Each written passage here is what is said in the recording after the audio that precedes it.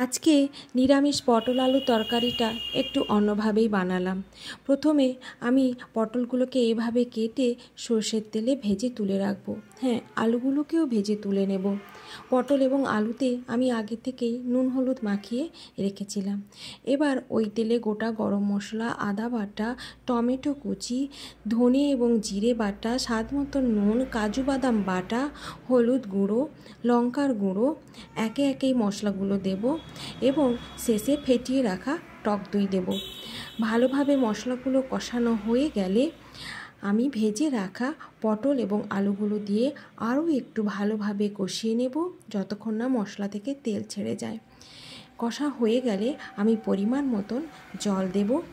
তরকারিটা ফুটে এলে এবং সবজিটা সেদ্ধ হয়ে এলে আমি নামিয়ে নেব। ভিডিওটি ভালো লাগলে চ্যানেলটি সাবস্ক্রাইব করবেন।